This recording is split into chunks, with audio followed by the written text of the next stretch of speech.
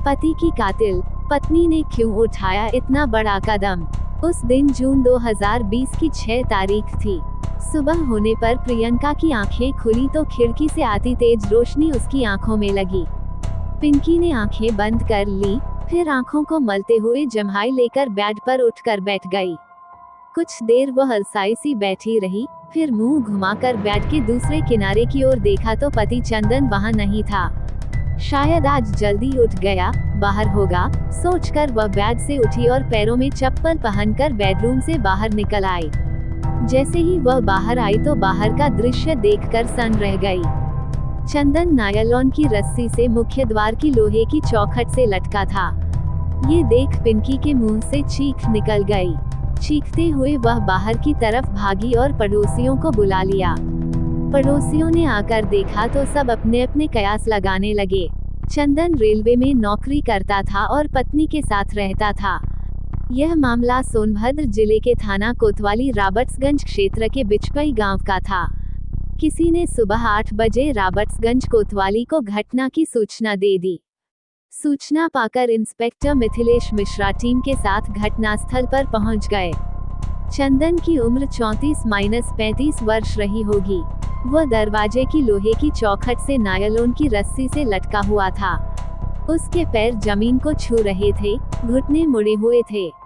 देखने से लग रहा था जैसे चंदन ने आत्महत्या की हो, लेकिन पैर जमीन पर लगे होने से थोड़ा संदेह भी था कि क्या वाकई चंदन ने आत्महत्या की है या किसी ने उसकी हत्या करके आत्महत्या का रूप देने की कोशिश की है। इंस्पेक्टर मिश्रा के दिमाग में ऐसी ही बातें उमड़ घुमड़ रही थीं। फिर मिश्रा जी ने सोचा कि पोस्टमार्टम रिपोर्ट में सारी हकीकत सामने आ जाएगी। उन्होंने सिर को झटका और सोचों के भंवर से बाहर आए। उन्होंने पास में बैठी मृतक चंदन की पत्नी पिंकी से पूछताछ की तो उसने बताया कि रात में खाना खाकर दोनों साथ बेड पर सोए थे। सुबह उसकी आंख खुली तो चंदन बेड पर नहीं था। वह बाहर आई तो चंदन को इस हालत में चौखट से लटकते हुए पाया। इंस्पेक्टर मिथिलेश मिश्रा ने उससे और विस्तृत पूछताछ की तो पता चला वह चंदन के साथ जिस मकान में रह रही थी, वो पिंकी के पिता परमेश्वर भारती का था। वो खुद बीजपुर में रहते हैं। पिंकी और चंदन के दोनों बच्चे भी अपने नाना के पास रह रहे थे। पति पत्नी के अलावा उस मकान में कोई नहीं रहता था। चंदन बिचपई से 25 किलोमीटर दूर मदेनिया गांव का निवासी था, जो कर्मा थाना क्षेत्र में आता था। घटना की सूचना कर्मा थाने को दी गई। वहां से यह खबर चंदन के परिवार तक पहुंचा दी गई। इंस्पेक्टर मिश्रा ने लाश को पोस्टमार्टम के लिए मोर्चरी भेज दिया और कोतवाली लौट आए। 2 घंटे बाद चंदन का भाई अपने गांव से रॉबर्ट्सगंज कोतवाली पहुंचा। उसने इंस्पेक्टर मिश्रा को एक लिखित तहरीर दी, जिसमें उसने चंदन की हत्या का आरोप उसकी पत्नी पिंकी उर्फ प्रियंका, ससुर परमेश्वर भारती, सास चमेली, साले पिंटू और पड़ोसी कृष्णा चौहान पर लगाया था। भाई ने तहरीर में कृष्णा से पिंकी के संबंध होने का जिक्र किया था। तहरीर देखकर इंस्पेक्टर मिश्रा चौंके। उनके मन का संदेह सच होता दिखने लगा। लाश की स्थिति देखकर उन्हें पहले ही चंदन के आत्महत्या पर संदेह था। पति की मौत पर पिंकी भी उतनी दुखी नहीं लग रही थी। उसका चीखना चिल्लाना नाटक सा लग रहा था। खैर, अब इंस्पेक्टर मिश्रा को पोस्टमार्टम रिपोर्ट के आने का इंतजार था। शाम को जब रिपोर्ट आई तो उसमें चंदन की हत्या किए जाने की पुष्टि हो गई। इसके बाद इंस्पेक्टर मिश्रा ने चंदन की लिखित तहरीर के आधार पर पिंकी, कृष्णा चौहान, परमेश्वर भारती, चमेली और पिंटू के खिलाफ भादमवी की धारा 302/201 के तहत मुकदमा दर्ज करा दिया।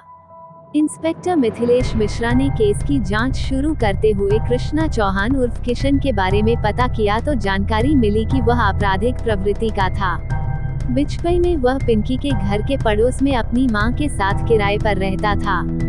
जांच के दौरान पूछताछ में ये भी पता चला कि कृष्णा का पिंकी के घर काफी आना जाना था। वह घर से गायब भी था।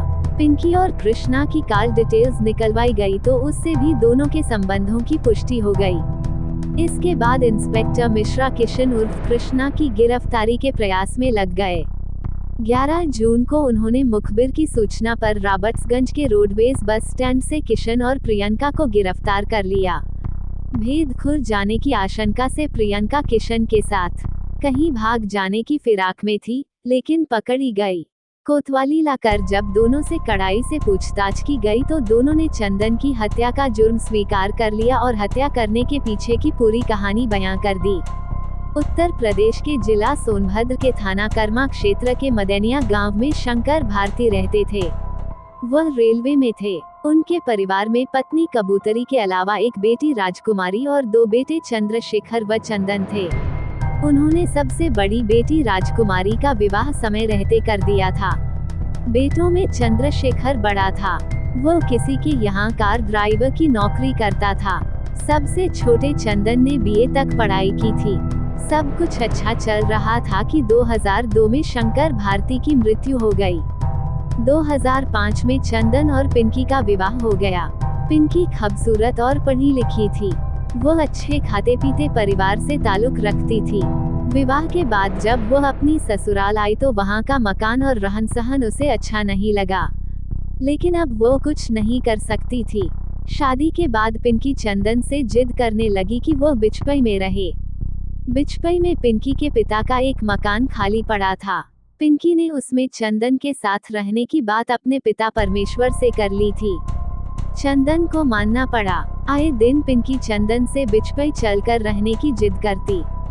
चंदन अपने परिवार के साथ रहना चाहता था, इसलिए पिंकी की बात पर ध्यान नहीं देता था। अपनी बात न मानते देख पिंकी बीवियों वाले हथकंडे अपनाने लगी। उससे नाराज होकर बोलना बंद कर देती, खाना नहीं खाती थी। इस पर चंदन समझाता तो उसकी बात सुनती तक नहीं थी। आखिर चंदन को उसकी जिद के आगे झुकना ही पड़ा।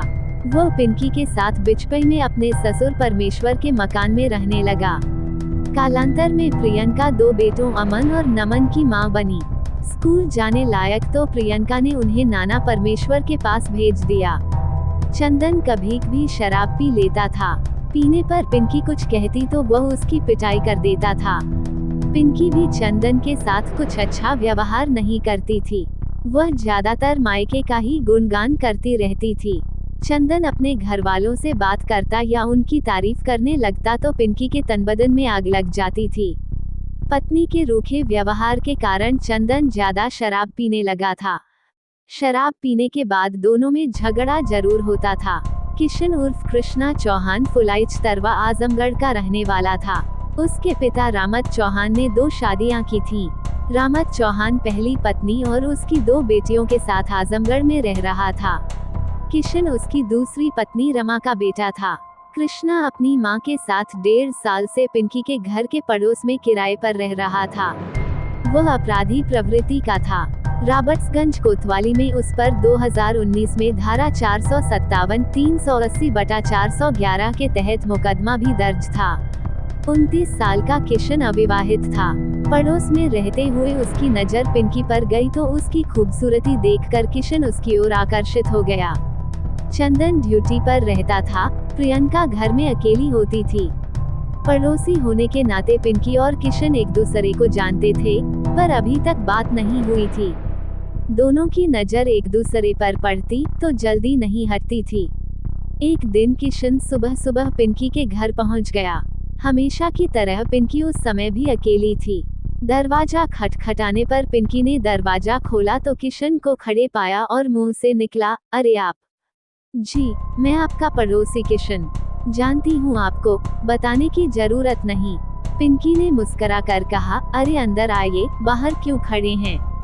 औपचारिकतावश पिंकी ने कहा तो किशन बोला, चाय बनाने जा रहा था तो देखा चीनी नहीं है। अभी दुकानें भी नहीं खुली हैं।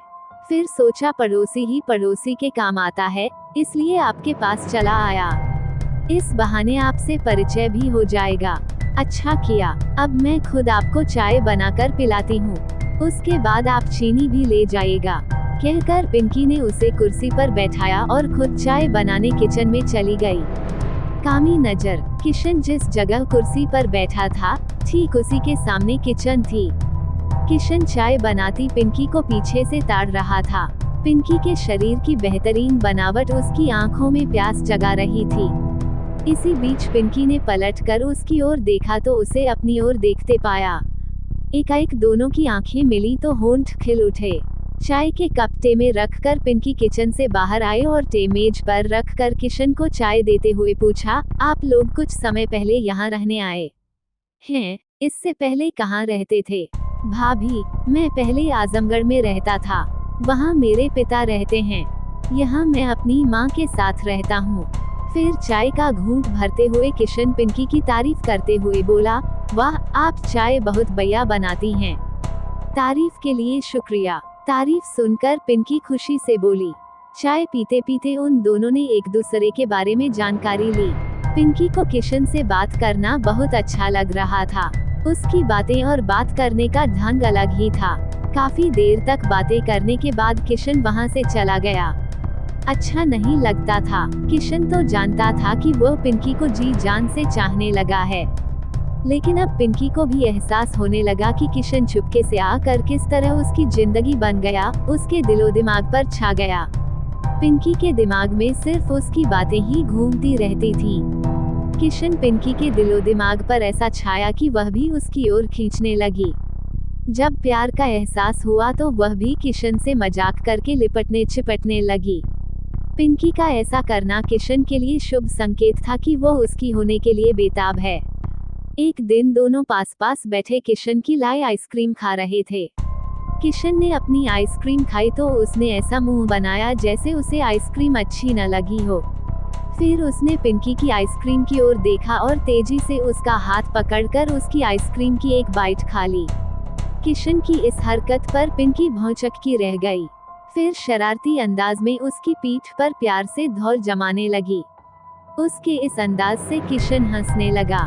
फिर बोला, आपकी आइसक्रीम सच में बहुत मीठी है।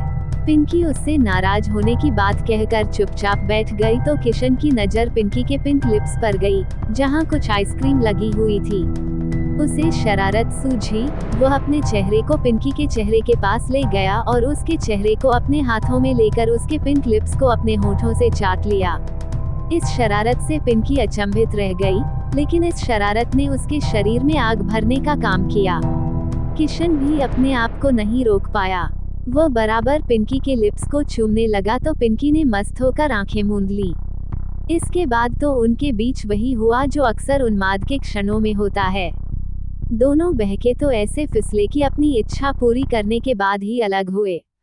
उनके बीच एक बार जो अनैतिक रिश्ता बना तो वह बार बार दोहराया जाने लगा। लेकिन ऐसे रिश्ते की सच्चाई अधिक दिनों तक छिपी नहीं रह पाती। एक दिन चंदन ने दोनों को रंगे हाथों पकड़ लिया। इसके बाद किशन तो वहां से चला गया, लेकिन चंदन ने पिंकी को जमकर पीटा। साथ ही आगे से ऐसी नापाक हरकत न करने की हिदायत दी। पिंकी के इस गलत कदम से चंदन परेशान रहने लगा। उसकी अपने भाई चंद्रशेखर से बात होती रहती थी। उसने भाई को भी पिंकी के किशन से अवैध संबंध के बारे में बता दिया। दूसरी ओर पिंकी पर चंदन द्वारा की गई पिटाई और हिदायत का कोई असर नहीं हुआ। वैसे भी चंदन हर वक्त घर पर रह नहीं सकता था। इसके अलावा घर में पिंकी पर नजर रखने वाला कोई नहीं था। पिंकी पहले की तरह ही किशन के साथ रंगोलियां मनाती रही। वह चाहती थी कि उसके और किशन के रिश्ते पर कोई तर्क वितर्क न करे। 5/6 जून की रात किशन और पिंकी रंगोलियां मना रहे थे कि रात 12 बजे चंदन घर लौट आया। उसने पिंकी और किशन को एक साथ आपत्तिजनक हालत में देख लिया तो वह उनसे झगड़ने लगा।